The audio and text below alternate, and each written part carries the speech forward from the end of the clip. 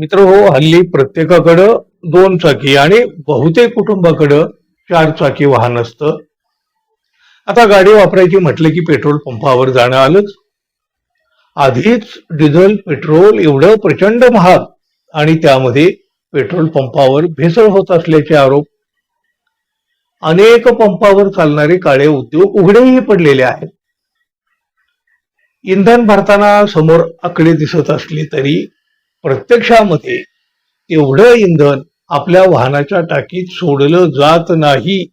अशा काही घटनाही या आधी सुद्धा अनेक वेळा उघडकीला आलेल्या आहेत, पण थांबलेल्या नाही.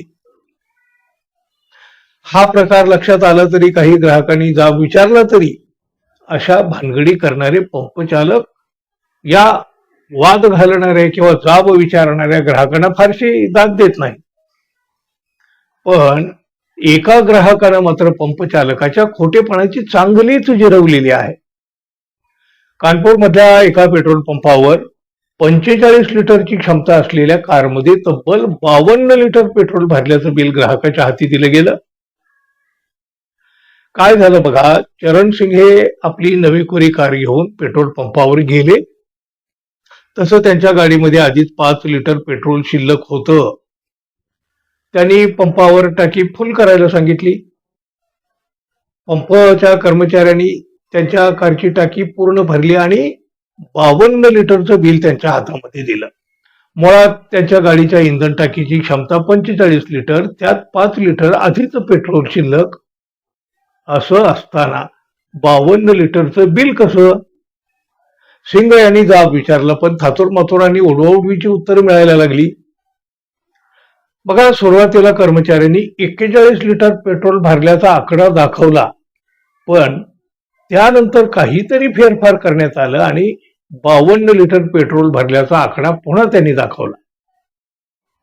पंपावर घोटाळा होतोय हे उघड होतं, पण तिथले कर्मचारी आपल्या मुद्द्यावरच ठाम राहिले. थोडीशी हुज्जत घालून ग्राहक निघून जातात हे या कर्मचाऱ्यांना माहीत असतं. चरण सिंग मात्र त्यातले नव्हते. त्यांनी थेट कार कंपनीच्या अधिकाऱ्यांना पंपावर बोलावून घेतलं. कंपनीचा अधिकारी पंपावर पोहोचला आणि तांत्रिक कागदपत्रासह त्यांनी दाखवून दिलं, या मॉडेलच्या कारच्या टाकीमध्ये 45 लिटर पेक्षा जास्त पेट्रोल बसूच शकत नाही. कंपनीच्या अधिकाऱ्यानं पुरावा सादर केल्यामुळं पेट्रोल पंप व्यवस्थापनाची बोबडी वळाली. पण यांची कातडी मात्र गेंड्याची असते ना हो. त्यांनी या बाबतीत कुठली ठोस भूमिका घेतली नाही, पण उडवाउडवीची उत्तरं देणं मात्र सुरूच ठेवलं. या पेट्रोल पंपावर मोठ्या प्रमाणात फसवणुकीचं रॅकेट चालत असल्याचा आरोप चरण सिंग यांनी केला.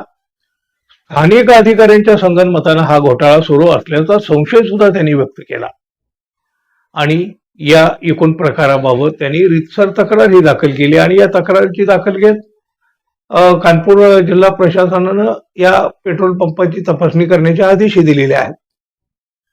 पण एवढं सगळं झाल्यावर वेगळ्या तपासणीची तरी कुठं गरज उरते हो.